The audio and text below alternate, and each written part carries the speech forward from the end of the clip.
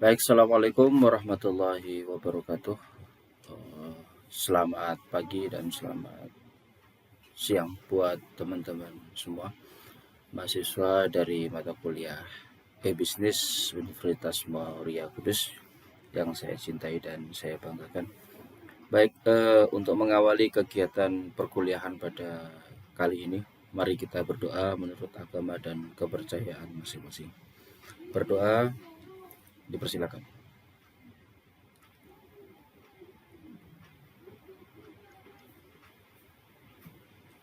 Selesai, terima kasih. Baik teman-teman semua, alhamdulillah ya kita hari ini bisa ketemu lagi di pertemuan kelima berarti ya. Pertemuan kelima kita akan membahas bab 4 tentang e-bisnis ini, di mana kita sudah beberapa kali bertemu. Yang pertama kita ketemu secara Zoom Meet, durasi kurang lebih dari 1 jam. Terus setelah itu kita menggunakan sistem asinkronus berupa penyampaian materi melalui aplikasi Sunan dan juga pemberian tugas-tugas pembelajaran atau tugas perkuliahan yang kita juga sampaikan melalui aplikasi Sunan. Nah, sedikit recap saja ke beberapa pertemuan sebelumnya, di mana pertemuan pertama kita membahas tentang RPS, pertemuan kedua kita membahas tentang sudah masuk ke materi e-bisnis, yaitu mulai dari definisi e-bisnis. Di situ kita sudah ada penugasan buat teman-teman semua, yaitu mencari jurnal e-bisnis, tapi masih untuk jurnal nasional. Dan terima kasih buat teman-teman yang sudah mengirimkan tugas-tugas di tugas pertama tersebut. Setelah itu di pertemuan kedua kita juga ada penugasan, yaitu teman-teman kita kasih atau kita beri tugas berikutnya, yaitu mereview jurnal. Mereview jurnal. Jurnalnya sudah jurnal internasional, sudah saya sediakan jurnal tersebut, tinggal teman-teman mereview. Dan kemarin pertemuan keempat kita melaksanakan kuis dan sekali lagi terima kasih juga bagi yang sudah mengirimkan tugas-tugas maupun sudah mengerjakan kuis di pertemuan keempat ini. Pertemuan kelima kita akan membahas tentang bab 4, yaitu proses bisnis dalam kerangka e-commerce. Nah, materinya ini cukup singkat karena tidak terlalu banyak materi. Nanti kita akan sambung dengan berbagai macam diskusi dan juga penugasan-penugasan lain. Oke, bisa kita mulai ya. Baik, jadi kalau kita lihat aktivitas bisnis konvensional ya, kita mencoba membandingkan antara aktivitas yang ada di bisnis konvensional dengan sistem yang ada di e-commerce. Nah, semuanya sama-sama berproses melalui nature bisnis itu sendiri ya. Jadi artinya adalah ada tahapan-tahapan aktivitas tertentu yang selalu orang menyebutnya disebut dengan bisnis proses atau proses bisnis ya. Dari berbagai jenis bisnis proses yang ada tersebut, maka aktivitas transaksi perdagangan antara seorang penjual dengan seorang pembeli itu merupakan hal yang paling mendasar dari transaksi bisnis itu. Jadi artinya bahwa disebut bisnis ketika terjadi interaksi dan transaksi antar satu entitas dengan entitas yang lain, di mana entitas yang satu disebut dengan penjual, sedangkan entitas yang lain itu adalah disebut dengan pembeli. Kalau kita bicara itu adalah dua komponen utama, tengah-tengahnya adalah media untuk melakukan interaksi. Tetapi di luar daripada itu semua, ada banyak aktivitas-aktivitas yang menyertai dari kegiatan tersebut. Jadi kalau kita lihat ketika bicara penjual dan pembeli, maka otomatis kita akan tarik ke belakang. Apa itu? Bagaimana barang ini diproduksi? Bagaimana barang ini atau jasa ini disediakan? Bagaimana barang ini akan dideliver kepada para konsumen ini? Nah, artinya apa? Ada aktivitas yang mendahului dari yang dilakukan oleh si penjual atau pemilik barang untuk bisa menjual barang-barang tersebut. Mulai dari proses pemilihan bahan baku, proses pengiriman bahan baku, proses penyimpanan bahan baku, proses mengubah bahan baku menjadi barang yang siap dijual atau siap dikonsumsi. Setelah itu, setelah menjadi sebuah barang jadi, masih ada proses berikutnya, yaitu apa? Mengirimkan. Mengirimkan barang-barang tersebut, consumer good tersebut, ke agen-agen, ke reseller, ke para penjual-penjual lain. Nah, ini semua aktivitas inilah yang disebut dengan bisnis proses. Jadi ketika kita melihat sebuah transaksi antara penjual dengan pembeli, notabene tidak hanya transaksi itulah yang terjadi, tapi ada aktivitas-aktivitas di belakang transaksi jual beli itu yang memang sudah mendahului atau melandasi terjadinya proses transaksi itu. Karena tidak mungkin sebuah barang ataupun jasa itu bisa serta-merta begitu saja ada dan bisa langsung dijual. Pasti akan ada proses untuk menyiapkan atau menjadikan produk-produk tersebut siap untuk di-deliver atau dijual kepada konsumen atau kepada masyarakat. Even dia adalah perusahaan jasa, tetap akan ada proses yang mendahului dari proses transaksional antara penjual dan pembeli. Minimal penyiapan bahan-bahan, baik itu berupa informasi, baik itu berupa katalog dan lain sebagainya. Itu adalah proses-proses bisnis. Nah, itulah yang disebut dengan bisnis proses yang akan kita bahas di pertemuan kali ini. Oke? Nah, kalau kita lihat di sini, mungkin teman-teman bisa lihat di sini di sisi kiri, si David Kosher tahun 97 sudah mengidentifikasi atau membuat sebuah bagan atau gambar, di mana di sisi kiri kita melihat ada sisi seller. Di sisi kanan ada buyer. Kiri itu adalah penjual. Kalau kita lihat ini menjelaskan lebih lanjut apa yang tadi saya sampaikan di depan. Kalau kita lihat di sini, di sisi kiri itu sebenarnya ketika penjual ini menjual sebuah produk, menjual sebuah barang ataupun jasa, maka dia harus didukung oleh support yang ada di paling kiri ini, yaitu corporate database. Di sini bisa diasumsikan atau bisa diartikan bahwa penjual ini tidak akan bisa melakukan apapun kecuali memang mendapat dukungan dari sisi kiri ini. Apa isinya? Mulai dari informasi-informasi yang ada. Terus yang kedua, bagaimana dia menentukan atau mencari customer-customer yang ada. Potential customer ini tetap harus teridentifikasi sejak awal. Contohnya artinya apa? Ketika dia memproduksi sebuah barang atau jasa, maka dia harus menentukan target marketnya. Find to customer. Siapa ini akan saya jual kepada siapa? Baik dari sisi usia, demografi, tempat, terus profesi mungkin, terus tingkat pendidikan mungkin. Nah, itu semua harus bisa teridentifikasi di ini. Find to customer, Nah, berikut ini semua harus tersedia di dalam corporate database. Sebagai yang simpel saja. Ketika kita bicara tentang produk asuransi, let's say asuransi, maka mereka harus menentukan asuransi saya ini akan layak diberikan atau dibeli oleh siapa. Strategi yang melandasinya akan berbeda dengan perusahaan consumer good, misalnya perusahaan mie instan.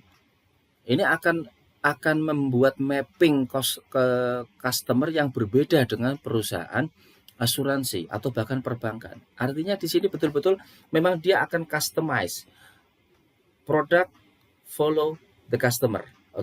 Produk ini akan diikuti oleh karakteristik customer.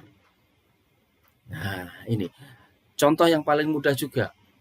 Jual produk asuransi, ketika ini kita jual kepada let's say kalangan petani, asuransi jiwa, kita jual kepada petani, mungkin ini tidak akan menarik. Karena apa? Karena memang market mereka, segmen mereka bukan itu. Tapi ketika kita menjual benih kepada petani, maka ini adalah the right market. Nah, ini sebagai contoh. Beda dengan kita menjual mie instan.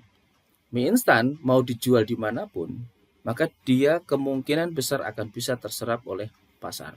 Jadi betul-betul customize by customer profile ini menjadi hal yang paling penting. Kalau kita lihat di sisi kanan, di sini kita melihat buyer atau pembeli ini dia pasti memiliki need, kebutuhan apa. Nah, seorang penjual yang baik atau seorang seller yang baik, dia harus bisa identify apa kebutuhan buyer. Oke. Terus kemampuannya seperti apa si buyer ini atau si customer ini. Terus bagaimana kita mengevaluasi dari buyer-buyer ini. Terus bagaimana karakteristik si pelanggan atau customer atau buyer ini dalam melakukan pembelian. Dan yang paling penting adalah selalu digunakan untuk selalu dilakukan proses maintain atau menjaga dari customer ini. Nah, tadi saya katakan bahwa seller ada satu sisi seller, ada satu sisi customer, di tengah-tengahnya inilah yang disebut dengan transaksional. Kalau di dalam bisnis konvensional, maka itu terjadinya transaksi jual beli di tengah dengan menggunakan media-media yang ada. Misalnya pasar, berarti antara buyer dan seller ketemu di pasar. Kita bicara e-business, berarti di tengah-tengahnya ini adalah apa? Suatu media yang digunakan untuk bisa membridging atau menghubungkan antara seorang customer dengan seorang potensial buyer itu tadi.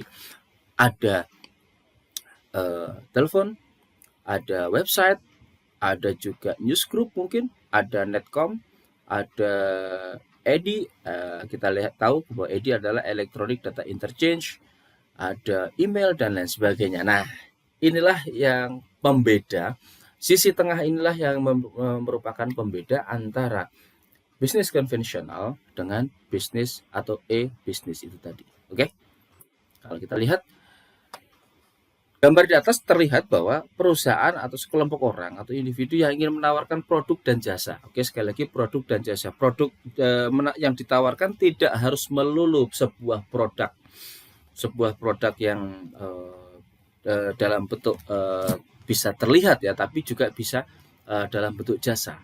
Nah, dalam menawarkan itu semua dengan dapat memulai rangkaian proses bisnisnya dengan menggunakan internet sebagai media komunikasi. Jadi betul-betul si Koshir ini mengatakan bahwa media internet menjadi bridging atau menjadi media penghubung antara customer dengan sellernya itu tadi.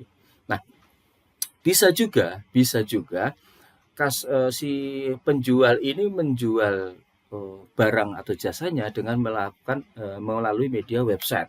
Karena kemarin kita sudah sempat bahas, mungkin ada karakteristik customer yang window shopping, hanya melihat-lihat saja, atau information collection, atau mengumpulkan informasi-informasi tertentu yang sekiranya pada saat yang tepat, pada saat timing yang tepat dia akan mengeksekusinya. Misalnya dia mencari harga, pricing dulu, oke, termasuk juga spesifikasinya. Setelah itu dia tidak langsung melakukan eksekusi pembelian atau pembayaran, karena dia akan melihat dulu kapan dia akan butuh. Nah, ketika suatu saatnya tiba, dia sudah memang membutuhkan barang-barang tersebut, maka dia baru melakukan proses transaksi atau eksekusi. Nah, inilah yang disebut dengan information gathering. Oke, itu tadi ya. Nah, biasanya antara buyer dengan seller ini memang dibutuhkan sama-sama membutuhkan fasilitas yang sama atau bicara dengan komunikasi yang sama. Berarti di sisi buyer harus punya internetnya, di sisi sellernya juga harus memiliki internet. Oke, hanya saja nanti siapa yang bertugas atau siapa yang berperan sebagai memasarkan produk barang dan jasanya, dan siapa yang berperan untuk mengkonsumsi barang jasanya. Ini masing-masing kelompok memiliki fungsi dan peran yang berbeda. Oke. Nah, berikutnya adalah pertukaran informasi dari satu titik ke titik yang lain, baik itu secara interaktif. Interaktif itu artinya dari satu titik ke titik lain secara masif, saling berkoneksi, ataupun hanya satu arah saja, misalnya hanya dari penjualnya saja yang memberikan informasi, untuk eksekusinya dilakukan melalui media konvensional, itu pun sangat-sangat memungkinkan. Nah, media-media itu tadi sudah banyak tersedia di pasaran ya, mulai dari komputer itu sendiri, ada telepon, ada faksimiles, juga mungkin ada media televisi. Karena kalau kita lihat sekarang banyak juga promo-promo yang dilakukan melalui media televisi, baik iklan ataupun modelnya blocking time. Nah, proses bisnis yang ada di sini ini yang disebut dengan information sharing. Jadi penjual menyampaikan atau membagi informasi-informasi tentang produk barang dan jasanya kepada calon konsumennya. Oke. Nah, prinsipnya adalah dia bagaimana caranya untuk mencari dan menjaring calon pembeli sebanyak-banyaknya. Inilah yang disebut dengan mass broadcasting. Artinya apa? One to many, satu penyedia, satu produsen. Bagaimana caranya dia bisa menyampaikan bahwa dia memiliki barang, dengan sekali dia penyampaian itu bisa langsung diterima atau langsung ditangkap oleh ribuan, ratusan, bahkan jutaan atau mungkin puluhan juta masyarakat sebagai potential customer. Oke. Nah, ini kuncinya. Bagaimana dia mengefektifkan program marketing, program promonya, di mana kalau dulu mungkin kita biasa mengenal door to door dan lain sebagainya, one to one, bukannya itu salah, enggak. Sekarang pun masih dilakukan. Contoh kalau teman-teman melihat beberapa kali mungkin teman-teman di sekitaran rumah melihat petugas-petugas minimarket, Alfamart atau Indomaret yang dekat rumah, mereka keliling ke rumah-rumah door to door membagikan brosur dan lain sebagainya ya. Nah, itu masih memungkinkan untuk dilakukan. Artinya apa? Konvensional teknik dengan door to door selling masih sangat-sangat dimungkinkan. Tetapi itu membutuhkan effort yang tidak sedikit, karyawan dan lain sebagainya. Tapi apapun itu semuanya based on need, sesuai dengan kebutuhan dari masing-masing peran tadi. Dalam hal ini adalah kebutuhan kebutuhan para penjual. Oke. Nah, sedangkan sekarang sudah agak bergeser sedikit, walaupun tadi sekali lagi itu masih mungkin dilakukan dan masih dilakukan sampai dengan sekarang ini. Tapi sekarang kecenderungannya adalah bagaimana mencari atau menjaring calon pembeli sebanyak-banyaknya hanya one click, dengan cara one hit saja. Ya tadi, beriklan di televisi, membuat blocking time di televisi, itu adalah salah satu cara yang masif untuk bisa mendapatkan customer, menyampaikan informasi tentang produk kepada puluhan ratusan juta dalam waktu yang bersamaan. Oke. Nah, sedangkan prinsip di sisi lainnya, di sisi buyer atau pembeli adalah bagaimana pembeli tersebut bisa mencari produk jasa yang ingin digunakan. Bahkan kalau dia mungkin akan mencoba untuk mencari tahu penilaian orang terhadap jasa tersebut atau review terhadap jasa tersebut. Nah, ini bisa dilakukan oleh kalau kita lihat prakteknya adalah biasanya pembeli ini melihat di ulasan, review atau ulasan pembeli sebelumnya. Ini menjadi sebuah referensi bagi pembeli, apakah dia akan akan memberikan informasi dan persepsi barang ini bagus atau tidak bagus, baik sisi barangnya, kualitasnya, bentuknya, packagingnya, termasuk delivery-nya, termasuk juga bagaimana respon time dari penjual. Di sini akan terlihat sekali, ya. Itu satu sisi. Nah, sisi berikutnya adalah justru bisa saja ini menjadi sekali lagi ini bisa menjadi sebuah barometer yang utama bagi seseorang untuk menentukan melanjutkan pembelian atau dia akan bergeser ke toko lain. Okay. Nah, maka dari itu review ini bisa menjadi salah satu marketing tools bagi si penjual untuk membantu memasarkan produk barang dan jasa tersebut. Nah, bisa juga dengan cara testimoni. Testimoni ini hampir sama. Kalau tadi review itu kita menyampaikan, kalau testimoni adalah sebuah pengakuan terhadap produk barang dan jasa yang sudah kita gunakan. Oke, gini ya, kalau kita mau lihat testimoni banyak digunakan di media broadcaster ya. Media televisi, media radio itu banyak menggunakan mekanisme testimoni.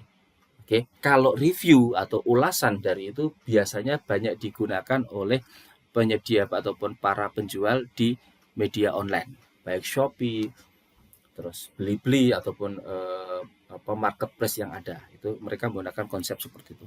Oke. Nah, berikutnya adalah bagaimana pertukaran informasi ini. Oke. Nah, setelah aktivitas-aktivitas yang sudah terjadi tadi, ada tukar-menukar informasi, nah, termasuk juga melihat review atau ulasan atau bahkan testimoni dari para pengguna barang jasa sebelumnya. Nah, ini bisa ditindaklanjuti sekali karena tadi sudah saya katakan ini malah bisa menjadi salah satu entry point seseorang untuk melanjutkan atau tidak melanjutkan transaksinya. Ketika memang review, ulasan ataupun testimoni ini tone-nya itu adalah arahnya, kecenderungannya positif, maka dia bisa saja menjadi salah satu kunci. Oke, berarti saya beli. Nah, itulah saatnya dia melakukan eksekusi berdasarkan kebutuhan, sekali lagi need, informasi, dia butuh barangnya apa, dia butuh apa, dan tersedia informasi itu ditambah atau dilengkapi dengan review atau ulasan dari para pembeli sebelumnya. Oke. Nah, dua pihak antara penjual dan pembeli yang telah bertransaksi ini pastinya diikuti dengan semacam perjanjian yang memang harus sama-sama dipahami dan harus dipatuhi oleh kedua belah pihak. Contoh, seringkali kita kalau melihat di marketplace bahwa teliti sebelum membeli, baca dengan lengkap sebelum melakukan pembelian, atau silahkan tanyakan kepada penjual. Nah, artinya apa? Dan di situ ada syarat dan ketentuan. Barang yang sudah dibeli dalam jangka waktu sekian tidak dapat ditukar, atau barang yang sudah dibeli tidak dapat ditukar. Itu adalah perjanjian-perjanjian yang harus ditaati oleh semua pihak. Nah, perjanjian seperti ini, syarat dan ketentuan seperti inilah yang harus dipahami oleh semua pihak, utamanya adalah para pembeli. Sehingga mereka tidak akan terjebak ataupun sampai menyesal ketika melakukan pembelian karena terus terjadi hal-hal yang tidak diinginkan. Ternyata mereka karena tidak teliti, tidak membaca aturan main itu, maka itu menjadi mereka akan menyesal. Nah, ini jangan sampai terjadi. Jadi sekali lagi tetap akan ada aturan main yang harus ditaati oleh kedua belah pihak. Nah, harapannya adalah penjual dalam memberikan aturan main itu harus transparan, harus jelas. Misalnya barang dapat ditukar selama jangka waktu 1 minggu, udah gitu. Nah, jangan sampai ada penyembunyian informasi, karena kalau terjadi ada informasi yang disembunyikan atau ketentuannya tidak jelas, nanti terjadi dispute di belakang hari, justru akan merugikan kedua belah pihak. Satu, pembelinya pasti kecewa. Yang kedua, si penjual ini sudah kehilangan salah satu potensial customer untuk melakukan reorder lagi. Nah, oke. Dan ketika ini terjadi, berdasarkan Undang-Undang ITE, maka semua transaksi yang ada di dalam transaksi elektronik ini sah secara hukum. Jadi bisa dijadikan bukti dan alat hukum ketika nanti terjadi persengketa. Nah, ini harus sama-sama dipahami. Penjual dan pembeli harus betul-betul paham tentang undang-undang atau aturan main di Undang-Undang ITE. Jadi mulai dari gambar, narasi, kalimat, grafik, video, dan lain sebagainya, itu sah di mata hukum untuk dijadikan sebagai salah satu alat bukti ketika nanti terjadi perdebatan ataupun dispute di kemudian hari. Nah, bisa juga tadi kita kemarin sempat kita sudah bahas ya, ada EDI, ada Electronic Data Interchange ya, ini menggunakan extranet. Kemarin ilustrasi saya yang saya sampaikan adalah antara Unilever dengan pemasok tepung terigu segitiga biru. Nah, itu masing-masing punya intranet, di mana dua intranet atau lebih terhubung dalam satu network yang kita sebut dengan extranet. Oke.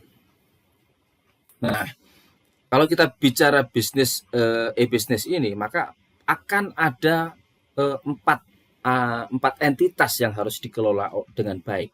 Yaitu yang pertama apa? Flow of goods, aliran dari produk. Bagaimana produk ini diproduksi mulai dari bahan baku sampai dengan barang jadi, terus di-deliver atau dikirimkan sampai kepada reseller atau bahkan agen atau sampai ke konsumen. Ini adalah yang disebut dengan flow of product. Bagaimana produk ini mengalir dari bahan mentah, bahan baku menjadi bahan yang siap dinikmati oleh konsumen bahkan sampai ke konsumen. Inilah disebut dengan aliran produk tadi ya. Oke, berikutnya setelah ada entitas yang harus kita jaga atau kita maintain adalah flow of information. Bagaimana informasi ini bisa tersedia, terdeliver dengan baik dan benar. Mulai dari barang nama barangnya, terus spesifikasinya, ingredient ataupun bahan baku yang terkandung di dalamnya kalau dia food ya, model makanan, terus mungkin harga yang paling pasti, oke. Dan informasi-informasi lainnya, kadar expire date dan lain sebagainya. Informasi-informasi itu harus tersedia dengan jelas, sehingga itu menjadi salah satu alasan penguat kepada si calon pembeli untuk melakukan pembelian atau tidak. Ketika informasi ini, sekali lagi, ketika informasi ini tidak jelas, maka besar kemungkinan pembeli itu akan membatalkan ordernya atau tidak akan melakukan eksekusi pembelian. Yang sebagai simpel saja, kalau teman-teman lihat di marketplace, mungkin teman-teman browsing di Shopee, ketika informasi yang di situ sangat-sangat minim, misalnya bahan bakunya nggak jelas, let's say kita bicara fashion, bahannya dari apa, jenis bahannya apa tidak ada, size-nya tidak jelas atau bahkan mungkin tidak standar, terus color-nya, warnanya juga tidak jelas yang tersedia, oke. Terus apalagi. Nah, ketika ini tidak jelas, maka besar kemungkinan kita tidak akan mengambil barang itu. Tapi kita akan mencari produk yang memang secara informasi itu tersedia dengan lengkap. Dan dengan apalagi disertai dengan review yang positif tadi. Nah, berikutnya adalah yang harus dipikirkan ketika kita berbicara e-business atau menjalankan e-business adalah flow of money. Bagaimana proses transaksional ini terjadi? Apakah satu, menggunakan transaksi one to one, artinya adalah dari buyer kepada seller. Jadi antara rekening pembeli dengan rekening penjual, jadi langsung head to head, ataukah harus melalui bridging? Ya, melalui bridging apa? Melalui misalnya dengan menggunakan rekening perantara, yaitu rekeningnya perusahaan marketplace. Oke. Tergantung bagaimana kita melakukan order ini, di mana kita melakukan order ini. Kalau misalnya kita melakukan order ke, biasa yang paling banyak digunakan apa ya? Let's say IG ya, IG, Instagram ataupun WhatsApp gitu. Nah, itu biasanya antara penjual dengan pembeli langsung head to head. Tapi bisa juga kalau kita menggunakan marketplace seperti Shopee dan sebagainya, maka rekening proses transfernya harus dari si customer kepada rekening marketplace ini dulu. Nah, setelah barang itu dikirim, diterima dan sebagainya, baru marketplace ini memberikan kepada tenernya atau pemilik barang ini. Nah, inilah yang disebut dengan flow of money ya. Nah, bisa menggunakan tadi gambaran seperti itu, atau flow of money juga bisa dikatakan COD. Jadi bagaimana transaksi ini dieksekusi dengan menggunakan metode cash on delivery, barang dikirim, barang dibayar atau cash money, atau bisa juga melalui transfer non perbankan. Sekarang yang sangat banyak apa? Di Indomaret ya, Indomaret, kantor pos, bahkan sekarang perusahaan-perusahaan carrier pun sudah ada ya, Tiki, JNE, Ninja dan sebagainya juga sudah menerima transaksional ini. Jadi kita sangat banyak pilihan untuk melakukan eksekusi transaksi ini, melakukan flow of money, perpindahan dari si customer kepada si buyer, baik dia langsung head to head ataupun dia melalui bridging yang ada di tengah tadi, perusahaan marketplace dan sebagainya. Oke. Nah, berikutnya adalah ada yang disebut dengan flow of document. Nah, flow of document ini akan kita artikan dua. Yang pertama, flow of document yang dalam arti yang sebenarnya. Oke, arti yang sebenarnya apa? Jadi misalnya harus ada PO, purchase order. Oke, biasanya ada format-format tertentu dan lain sebagainya yang harus ditandatangani dan lain sebagainya, atau ya dokumen ini adalah dalam bentuk dokumen digital.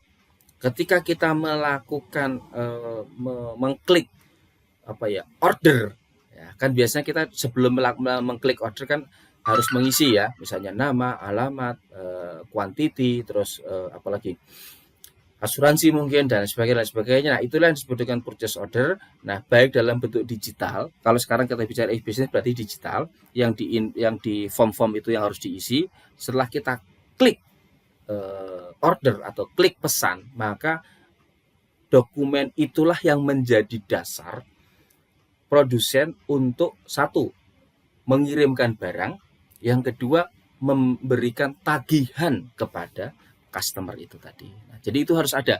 Even dia itu, kalau dulu kita sering melihat PO itu ditulis terus ditandatangani, setelah itu di fax atau dikirim pos dan sebagainya. Nah, sekarang PO itu tidak harus seperti itu, tapi bisa juga dengan mengisi form-form yang sudah ada disediakan oleh para penjual itu, dan itu menjadi sah di mata hukum untuk menjadi sebuah dokumen pembelian atau purchase. Gitu, okay?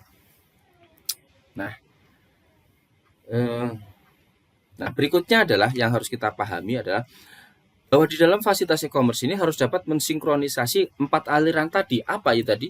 Yaitu flow of good, flow of information, flow of money, dan flow of document. Jadi e-business atau e-commerce ini harus bisa sinkronisasi ke dalam empat aktivitas tadi.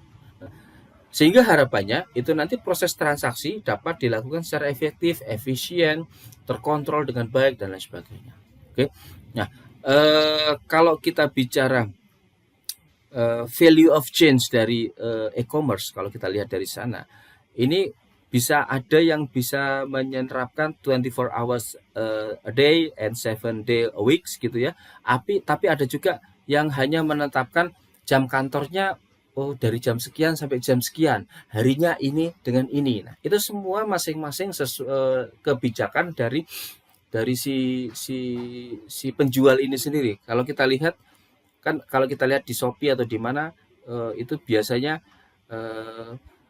admin aktif antara jam sekian sampai jam sekian, untuk Sabtu Minggu jam sekian sampai jam sekian. Nah, sekali lagi itu harus ada aturan main dan itu ditetapkan sendiri oleh si penjualnya. Nah, tapi sekali lagi ketika kita sudah masuk ke dalam konsep tatanan e-business, sebaiknya memang harus bisa mensupport itu konsep 24 hours 7 day a week. Karena apa? Salah satu kelebihan dari e-business adalah at any time, any place, anywhere, kapanpun, dimanapun, dan seperti apapun itu harus terakomodir di dalam e-business. Nah, ketika kita sudah menentukan masuk ke dalam ranah e-business, maka kita harus siap itu. Tapi sekali lagi pilihan ada di kita, mau 24 jam sehari dan 7 hari seminggu, ataukah hanya jam-jam tertentu, jam di office hour atau apa, semua itu kepilihan ada di kita selaku penjual. Tapi semuanya juga akan memberikan konsekuensi logis. Maka jangan salahkan adalah penghasilan yang menerapkan 24 hours a day and 7 days a week itu akan lebih besar potensinya dibanding dengan yang menggunakan sistem office hours. Itu jelas, itu adalah sebuah keniscayaan yang terjadi ya. Nah, yang paling penting juga adalah semua perusahaan atau penjual ini harus memiliki basis data atau corporate database tadi yang berisi tentang spek atau definisi dari produk-produk tersebut. Oke. Terus spek teknisnya, definisinya, harganya, dan lain sebagainya itu harus ada dimiliki oleh si penjual ini. Oke. Nah, harapannya sebenarnya selain daripada itu juga tadi customer profiling ini juga menjadi hal yang penting dan menjadi salah satu penentu dari kesuksesan atau keberhasilan dari sebuah perusahaan. Karena ini bisa menjadi corporate knowledge. Karena nanti harapannya adalah tidak one hit and run saja, sekali beli selesai. Enggak, harapannya adalah akan terjadi repeat order atau reorder kembali atau pembelian kembali oleh customer-customer yang sudah kita maintain. Nah, maka dari itu kemarin di beberapa pertemuan sebelumnya kita sudah bahas bagaimana kita memperlakukan customer. Disitulah yang akan menentukan bahwa customer ini akan loyal atau tidak, akan melakukan reorder atau tidak, atau hanya sekali ini terus setelah itu dia akan beralih ke toko lain. Maka itu semua akan pilihan ada di kita sebagai penjual. Oke. Nah, oke teman-teman, itulah materi tentang bab 5 ini, yaitu proses bisnis dalam kerangka e-commerce. Jadi kita bahas banyak hal tadi, mulai dari elemen yang ada, terus dua konsep utama, buyer dan seller, terus di tengahnya itu ada media komunikasi yang kita gunakan, terus yang paling penting adalah ini entitas yang akan terjadi di e-business, ya, flow of good, flow of information, flow of money, flow of document. Nah, terus bagaimana kita menentukan toko kita atau melakukan transaksional ini apakah 24 jam sehari, 7 hari dalam seminggu, 365 hari dalam setahun, atau bagaimana, itu semua ada di pilihan ada di kita. Nah, sekali lagi bahwa sekali lagi saya selalu mengatakan proses tidak akan mengkhianati hasil. Artinya apa? Pasti akan berbeda toko yang penjual yang bisa melayani customer-nya selama 24 jam sehari, 7 hari seminggu, dengan penjual yang hanya bisa melayani di jam-jam tertentu atau hari-hari tertentu. Pasti hasilnya akan berbeda. Oke, itu yang bisa saya sampaikan dalam pertemuan ke-5 ini, ya. Pertemuan ke-5 kita membahas tentang bab 4. Mudah-mudahan bermanfaat buat teman-teman semuanya. Ada kurang dan lebihnya mohon maaf, dan terima kasih atas perhatian teman-teman semuanya. Wassalamualaikum warahmatullahi wabarakatuh. Salam Corona.